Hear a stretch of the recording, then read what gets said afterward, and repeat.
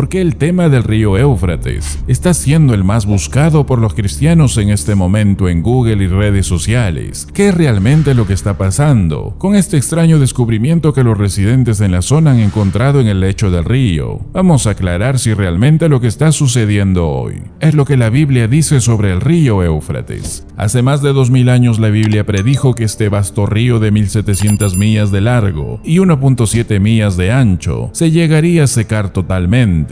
Y cuando esto suceda, algo terrible va a pasar. Apocalipsis 16:12 nos dice la verdad de su palabra. El sexto ángel derramó su copa sobre el gran río Éufrates, y el agua de este se secó, para que estuviese preparado el camino a los reyes del oriente. Este era el río Éufrates años atrás, y este es el río Éufrates como se ve en la actualidad. ¿Esto es acaso una señal de que el día del Señor está muy cerca? ¿Qué función está cumpliendo el río Éufrates en la Biblia en cuanto a los últimos días? Se ha creado estos últimos días mucha especulación y por ende muchos fanáticos religiosos están tomando este tema como una señal de que ya se está iniciando el apocalipsis de los últimos días. Y por eso tenemos que aclarar bíblicamente lo que está sucediendo para no caer en las especulaciones del día de hoy. Ahora, el día del Señor puede pasar hoy o mañana, nadie lo sabe, pero antes de que se seque el río, tiene que pasar todo lo que vamos a explicar. Para conocer todo esto, es necesario en primer lugar conocer lo que está pasando en estos momentos, y es que las malas condiciones provocadas por la sequía están logrando que el gran río bíblico Éufrates esté muriendo, producto de un descenso en el nivel del agua de forma extrema. Ahora, el profeta Jeremías describió cómo las aguas de Babilonia, la región que actualmente incluye a Siria e Irak, se secarían como castigo por sus prácticas idólatras, lo que haría inhabitable la región. Dice Jeremías 50:38,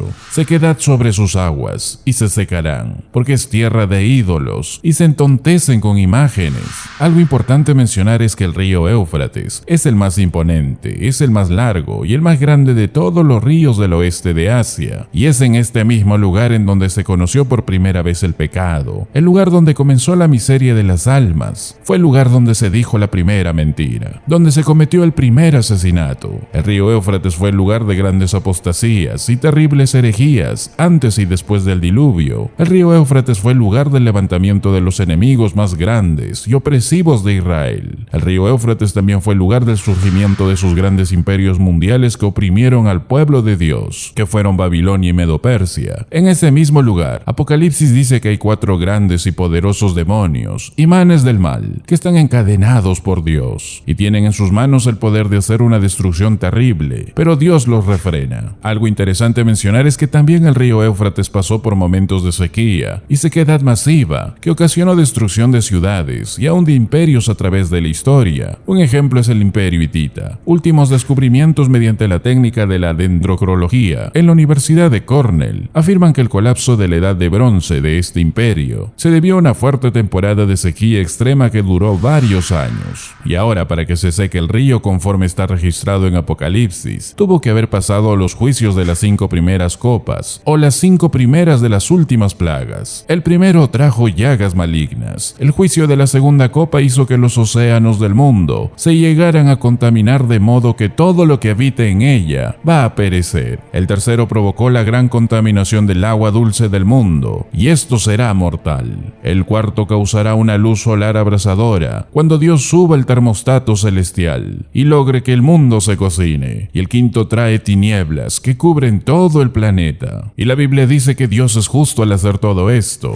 Apocalipsis dice que Él es santo. Dice Apocalipsis 16:5, porque Él juzgó estas cosas. Versículo 6 dice porque se lo merecen. Versículo 7 dice la Biblia, sí, oh Señor Dios, todopoderoso, verdaderos y justos son tus juicios. Los juicios de Dios son correctos. Los juicios de Dios serán justos. Y esto porque los hombres han rehusado la oferta de salvación. Y para el sexto ángel, viene ahí la mención del río Éufrates. Los profetas hablaron de ello. Isaías capítulo 11 versículo 15 nos dice la Biblia, nos dice la verdad de su palabra. Y secará el Señor la lengua del mar de Egipto, y levantará su mano con el poder de su espíritu sobre el río, y lo herirá en sus 7 brazos, y hará que pasen por él con sandalias. Y habrá un camino desde Asiria. Ahí ya hay una declaración de Isaías de que Dios va a secar el río Éufrates. Éufrates. Ahora, para cuando esto suceda, el río Éufrates será diferente de lo que conocemos el día de hoy. No que se está secando por una sequía de este tiempo, sino por una razón muy importante. Según muchos eruditos, estiman que el juicio de la cuarta copa en el versículo 8 y 9, en donde el sol quemará a los hombres con fuego,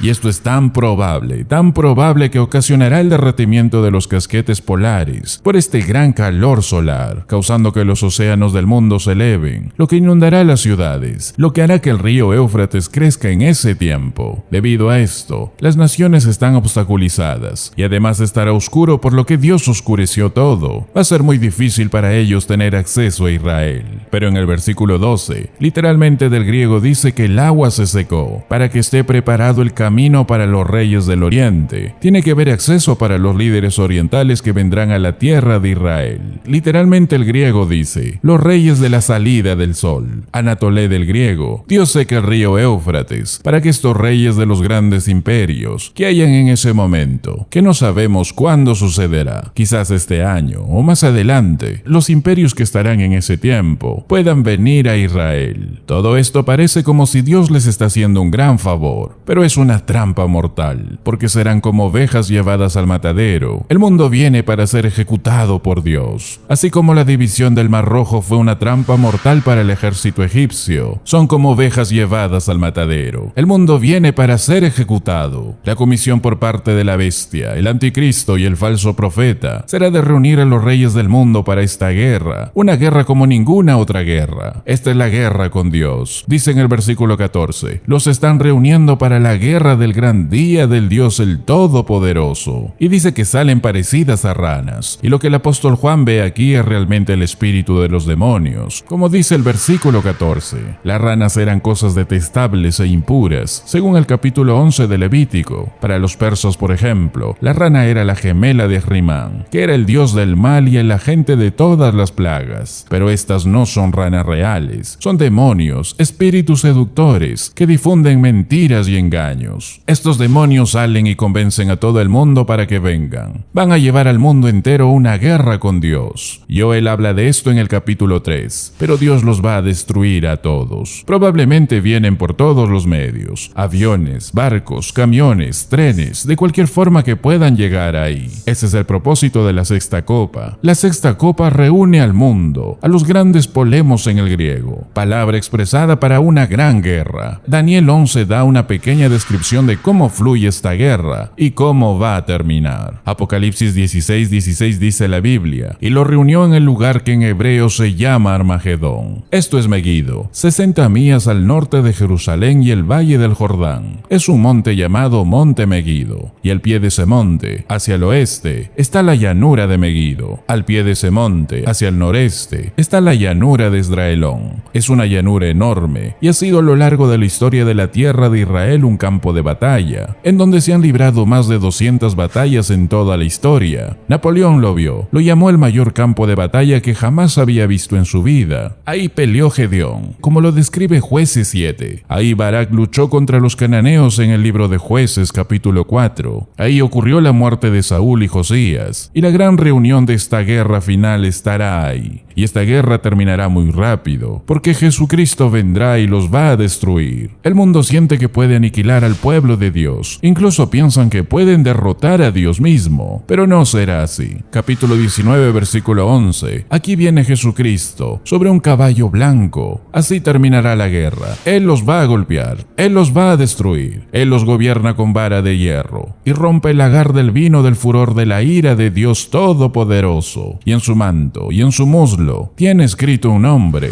Rey de Reyes y Señor de Señores. Como cristianos esperamos con gozo aquel día, para estar junto a Él, por toda la eternidad. Por eso es necesario saber esto, y estar siempre vigilantes esperando la venida de nuestro Señor, y proclamar a muchos que Él vendrá muy pronto. Gracias por ser parte del ministerio de la verdad de su palabra.